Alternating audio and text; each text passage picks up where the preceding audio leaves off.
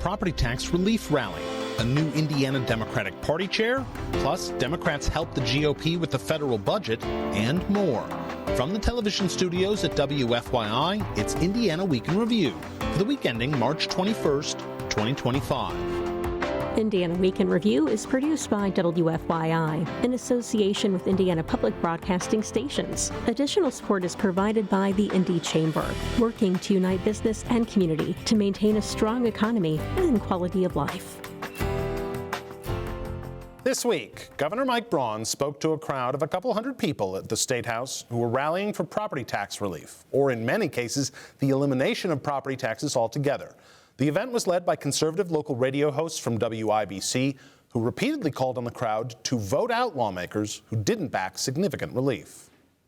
Where's my money? Where's my money? Where's my money? Braun told the cheering crowd down the hallway from the House and Senate chambers that people need to get their minds right about real property tax relief. They say they're not hearing it. Well, they're going to be hearing it after today if they haven't before. The rally featured the lieutenant governor, state lawmakers, and local officials like Marshall County Commissioner Jesse Bohannon, who had a message for his fellow local leaders. We cannot fight this. It is inevitable. Let's get behind it and help it get done right. Legislative debate over property tax relief will continue the rest of session. How significant a message did the property tax rally send? It's the first question for our Indiana Week in Review panel. Democrat Ann DeLaney, Republican Chris Mitchem, John Schwantes, host of Indiana Lawmakers, and Niki Kelly, editor-in-chief of the Indiana Capital Chronicle. I'm Indiana Public Broadcasting Statehouse Bureau Chief Brandon Smith. Chris, can this influence the debate in the last month and a half of session? I certainly think it can influence it, and I think that Governor Braun showing up is really what took this event from more of like a grassroots effort to a more significant showing of force, per se. Because I think if he didn't show up, you would have had the same group of, more vocal folks that have been vocal since the beginning of this whole discussion, just kind of having an event at the State House, and I don't think it would have had the same impact. But we were just talking about it, but I think the pictures of Braun holding up the signs, I thought it looked like he was having a good time, and I think it showed that the whole point of a rally, right, is not for a lawmaker to hear somebody speak and say, you know what, that's a good point, I might change my vote. It's the whole idea of image and momentum, and I think Governor Braun showing up, looking like he had the momentum, that he was with the people. It also helps that he's been able to harp on the same message, the same plan the entire time. I think it really showed that he has the momentum going forward, which is what I think was the ultimate goal there.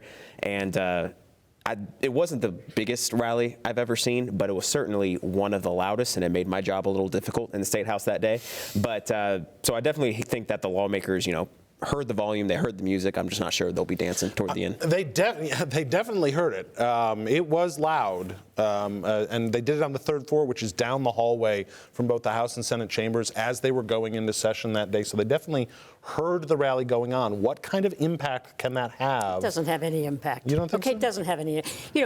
I laugh at this. The Republicans finally decided they have a property tax problem. Mitch Daniels solved this forever by raising the sales tax to the highest in the country. They have been in total control for the last 15 years. Total control after that property tax deal. The property taxes have doubled, and now they're realizing it. How about that? They're the reason the property taxes are high. That's why, because they have underfunded schools and roads and everything else, and cut the corporate taxes in the meanwhile. So they're the problem. And the other part of this problem is that Beckwith just stuck it to Braun by doing that rally. Braun cannot get his package passed. He can't get it passed. It's fiscally irresponsible. It's not going to happen, okay? Period. And rather than having him sit down with the leadership and come up with a plan that is feasible and can be passed and allow him to declare a victory, he goes out and reinforces this non-plan that isn't going to happen. So the governor can then veto the bill and then call a special session, and then they'll pass it again, and he'll look weak. This brings up a point I hadn't thought about, which is the idea of, is there any downside to this for Mike Braun? I agree. I think he was very enthusiastic, and I think it represents, he feels like he has momentum. But I also agree with Ann in that they're not going to pass the Braun proposal. Right. And that's okay. No no bill that's introduced just skates through without any changes, right? Amen. But he does seem to have now the leaders on board for an actual cut, for paying less next year than we're paying this year. And so I think as long as he gets that, he can still legitimately claim victory, because that was not going to happen without him and without this push. I do think there could have been a downside to the rally. When they first set it up and there were just like 50 chairs, I thought, yikes, guys, like if that's it, that is lawmakers that could actually be like, oh, we don't have to pressure. But they packed them in there pretty good. And so in the end, it was a good show. And I think there are some lawmakers who might be teetering on the whole protection of local government versus helping their homeowners that I think probably saw that, and it might make a difference. It's only been the last couple of weeks where Rod Bray and Todd Houston have started kind of echoing the same line, which is one of the goals. There's like 3 goals essentially they have now, and the first goal is to make the 26 bill less than the 25 bill for the majority of homeowners. Can Mike Braun take, if that's the ultimate package, that and whatever else they do long term, can Mike Braun take that to this crowd of people and declare victory? The governor always has the ability to declare victory, because you can always pick out pieces and elements of a plan and say, see, I was the one who pushed this recalcitrant General Assembly to do what I wanted to do. So you can always, was it Mike Pence referred to guardrails? He'd always say, I put up the guardrails and then the General Assembly can work within that. So, and he was already, he had doubled down on this before. Not that there was any doubt a few weeks ago with the social media, targeted social media ads that had certainly caught the attention of leadership. So he has moved the ball. I know you love sports cliches, blue football during NCAA. We moved the ball. And if they are talking about, in fact, cuts, it will be interesting. But if that happens, the next discussion is, where does that burden fall? Which property taxpayer or which taxpayers will bear the burden? Because, pick this issue or any number of other issues, roads, funding, bridges. It's going to get shifted more to locals, school funding, these other types of things, libraries, police. So the question in the end becomes, who's going to pay? The taxpayer, does that person feel relief if, in fact, the check that he or she is writing is equivalent to what he or she wrote before? You're talking about the 26 bill. They're going to get a 25 bill in November. That's not going to go down. Nothing's going to happen. Exactly. I checked mine, and it's going up 5%, which is actually lower than I thought it would increase. Okay. But people looking at that saying, they're going to say, he said I was going to have my property taxes cut, and they're not. Yeah. Well, that's always the trap of property taxes. taxes. Well, one thing that a lot of these people who attend the rally need to understand, which is Indiana is not eliminating property taxes. No. So if that's the goal, we're not doing that To anytime soon. that point, other states are looking at doing so. In fact, this week we saw an eruption of headlines and enthusiasm in Florida, where Governor DeSantis and others, I think 13 bills already have been released or introduced down there to do away with it.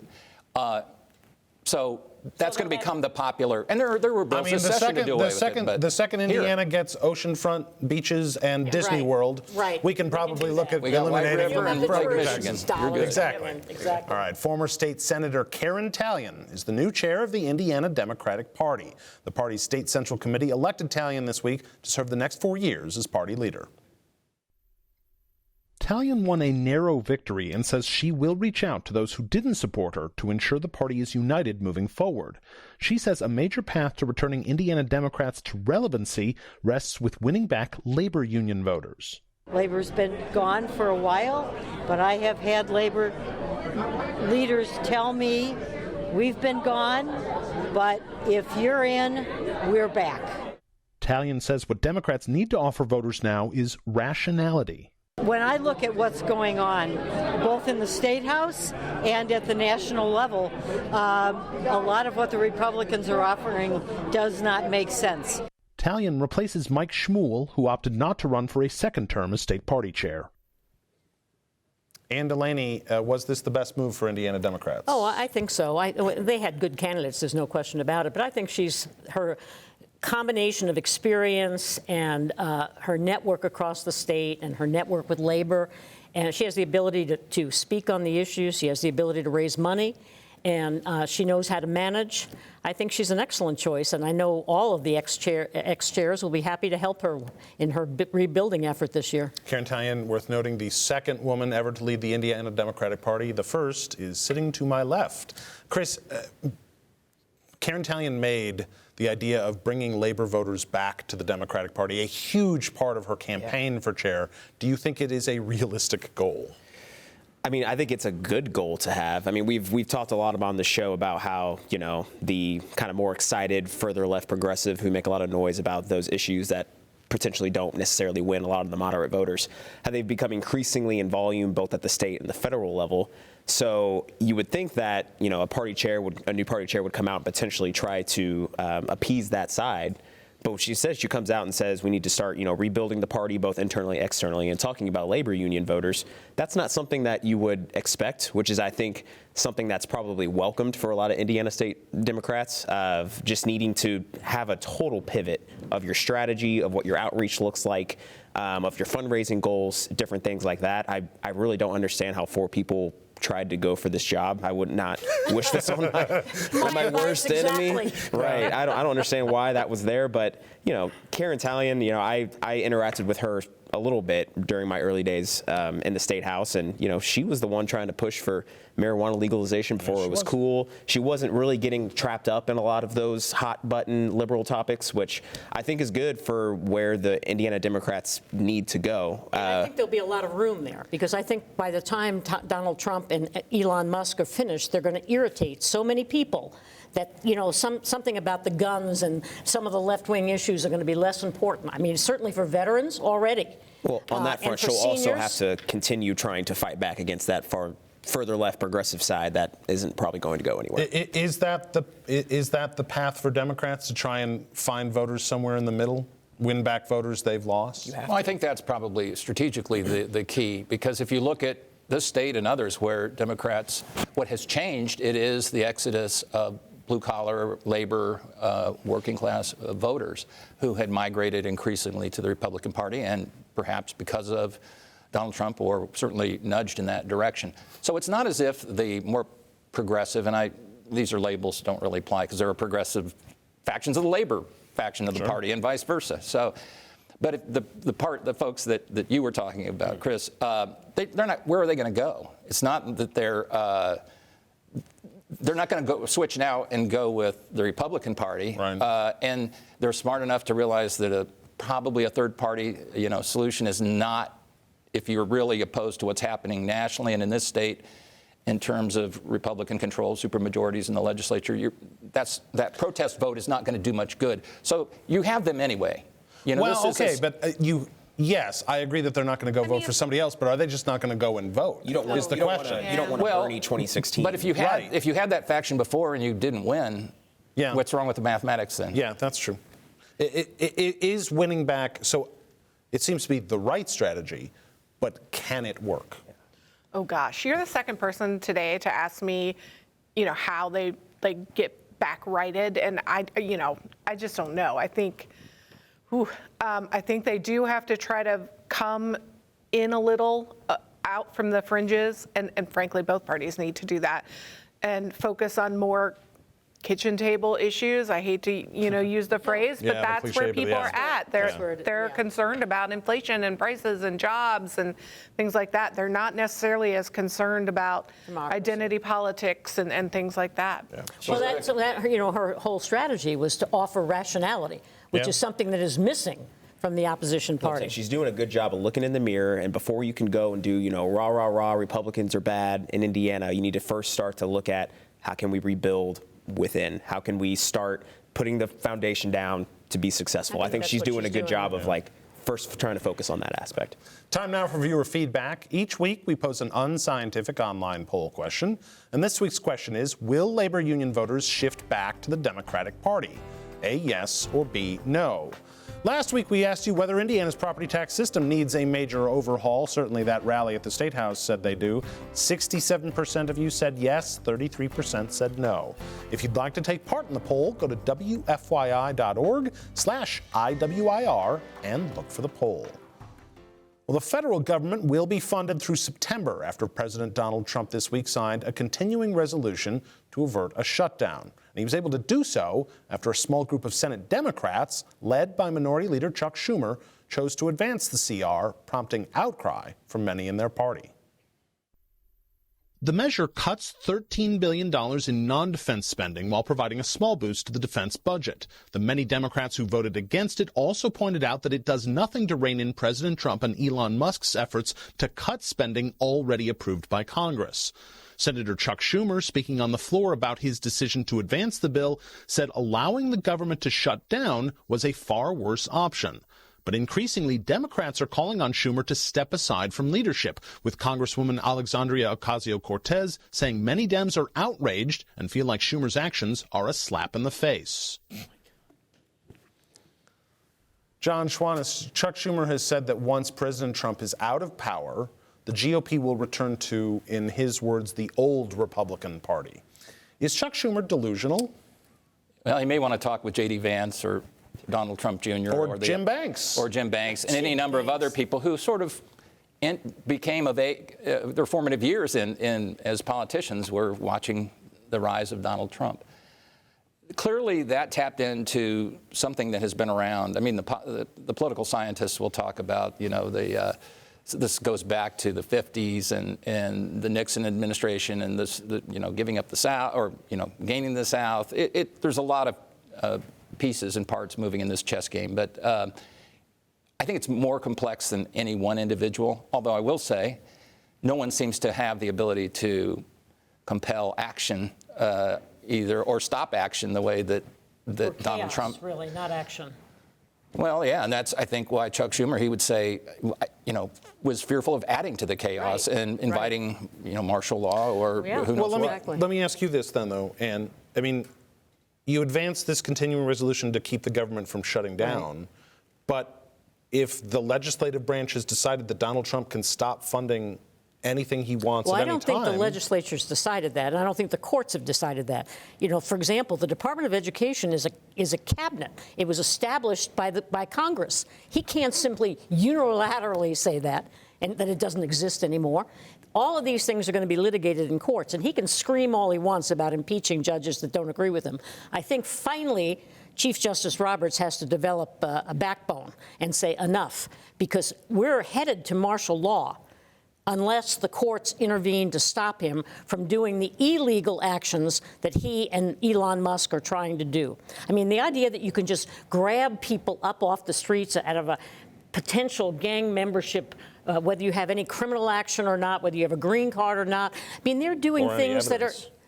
Or any evidence or to suggest any evidence they do of have anything, and then export them like that. He doesn't believe in the rule of law. He thinks he's Putin in the U.S., and the courts have got to step in and stop him. I want to ask you, a lot of the focus following the continuing resolution has been on Democrats because of the outcry from progressives, and not even that progressive. Unrealistic Democrats, yes. Well, the outcry for a lot of the party about Schumer's leadership. But I want to ask about the Republican Party a little bit in that they've got control of everything. Now, a very, very slim majority in the House, but they got the bill through the House. Yeah. They have a slightly larger majority in the Senate. They obviously have the White House. And this is all they could get?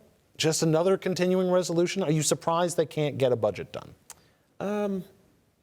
Not necessarily, just because I think the amount of chaos, whether you like it or not, there's a lot going on at the federal level. So I think that adds a lot of uncertainty to try and just pass something as certain as a budget. I think that's why you try to tend to go through the resolution. But to your point, I do think a lot of credit has to go to, Speaker Johnson for having such a slim majority. You could argue that's difficult, but also you're in a position where if you're one of the one or two Republicans that vote against the rest of the Republicans, all of a sudden you're in the crosshairs of being the person that's against the Donald Trump, mandate given by the American people going against his agenda. So I think a lot of credit has to go to him for keeping that in line. And then, for my buddy Schumer, he was in a lose-lose situation there, wasn't he? He was. Well, he's a smart politician, and he didn't want to let Trump both blame the Democrats for not having a continuing resolution and give somebody who doesn't believe in the rule of law a blank check to go out and do whatever he wants. At the same time, though, we've seen government shutdowns. I mean, going back, almost 30 years now to the Clinton days. Mm-hmm. And time after time after time, the results of all those shutdowns show that that whichever party is in the White House is the party that gets blamed, regardless of what the minority party tries to stop, or even the majority in the legislature tries to stop. It's the party in the White House who gets blamed. So did Chuck Schumer, I agree, a lose-lose situation, choose the losinger side? I think his big mistake was coming out and saying he wasn't going to vote and then immediately swapping. I am surprised there's not a little more focus on the Republicans who went around with this. For a year, we listened to campaigning all about the federal deficit and the debt ceiling and out of control spending. And their first action, budgetary wise, was a continuing resolution that raises the debt ceiling. And no one seemed to care at all. Your historical examples, I think, are sound, but one thing missing from them is social media, ubiquitous social media, which I think the pendulum of history is now fundamentally altered by ubiquitous social media, probably for the worse. All right, language dropped into an unrelated bill in a House committee this week bans state and local government units from hosting or funding obscene performances. The provision's author couldn't provide examples of what he's trying to ban. State law says a performance is obscene if the average person applying contemporary community standards finds that the dominant theme appeals to the prurient interest in sex, if the performance depicts or describes in a patently offensive way sexual conduct, and if it lacks serious literary, artistic, political, or scientific value. Republican Representative Chris Jeter, the language's author, was asked repeatedly by both lawmakers and Indiana Public Broadcasting for examples and whether he had anything specific in mind. He says no. I've heard about it in other places and seen some things in other states, and I just want to make sure that we make it really clear that here, those are not going to be public events. Like, what sort of things are we talking about? Just performances that are sexual in nature or that appeal to those types of interests that are not appropriate for minors. Asked specifically whether his language aims to target drag story times at public libraries where performers in drag read to children, Jeter says he doesn't know, that it's a case-by-case basis, and that it's up to communities to decide. Niki Kelly, why be cagey about this? Yeah, I don't know. I mean, you brought an amendment in this bill. I think he probably should have been ready to answer more directly some examples.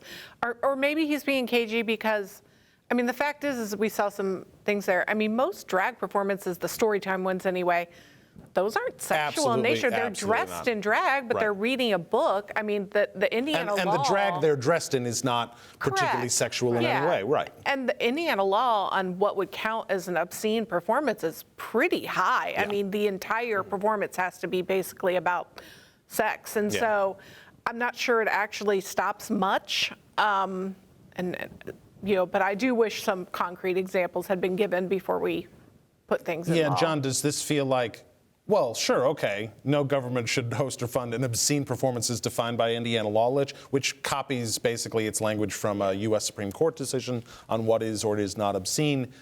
Okay, is that really happening anywhere in Indiana? Not that I'm aware of. No one invited me, if it is. If they are, by the way, it would be a crime. It would be. He's right. That's the point I guess I would make. It's already, if you get a jury, a prosecutor to prosecute obscenity, and a jury to convict somebody, it's already there. Yeah. You had an example? Well, yeah. The Supreme Court at one point said, when trying to define obscene, said, I know it when I see it. Yeah. And I saw it. I saw it with state money. The Oak and Bucket game. If you were a Purdue fan and you lost 66-0, you would think that was obscene. That's a perfect segue because finally it is the best time of the year. March Madness is upon us. There are 4 Indiana teams in the men's and women's tournaments. 4-seed Purdue on the men's side, who won yesterday. 3-seed Notre Dame, 8-seed Indiana, which is playing right as we tape this, and 12-seed Ball State on the women's side. Ann DeLaney, which Indiana school will go the furthest? I have to go with Notre Dame. I'd like to be able to go to IU, but I think I have to go with Notre Dame. Who's going the furthest? Probably Notre Dame, but I'm rooting for Ball State. They are so fun to watch. Their guard play is unreal. Keep an eye on them. You'll be entertained. Yeah, a nice upset Notre or two. Dame. Maybe. Notre Dame, probably. Nobody believes in Purdue on the men's side? Give it to Purdue. You always They're running into the champion Titans' IU. McNeese. I think, okay, I think Notre Dame, but in deference to your request, Ann, I'll say Ann and thinks kind of maybe Purdue. Yeah, a few weeks ago, I was ready to pick Notre Dame to win the whole thing, and the way they played these last few weeks, I definitely don't have them winning the whole thing anymore, but I would like to think they will go the furthest. John, I'm shocked you didn't mention the IU snub from the men's Well, tournament. as long as you brought it up, that's. And that's And I Indiana wanna know Week in why. Review for this week. Our panel is Democrat Ann DeLaney, Republican Chris Mitchem, John Schwantes of Indiana Lawmakers, and Niki Kelly of the Indiana Capital Chronicle. You can find Indiana Week in Review's podcast and episodes at wfyi.org/IWIR or on the PBS app. I'm Brandon Smith of Indiana Public Broadcasting. Join us next time, because a lot can happen in an Indiana week.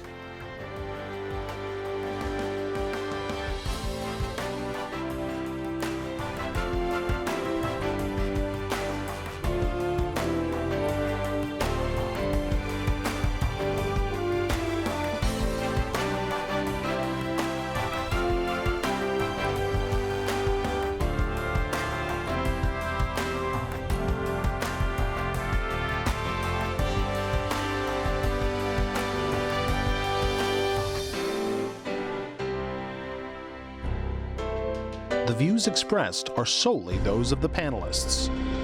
Indiana Week in Review is produced by WFYI in association with Indiana Public Broadcasting Stations. Additional support is provided by the Indy Chamber, working to unite business and community to maintain a strong economy and quality of life.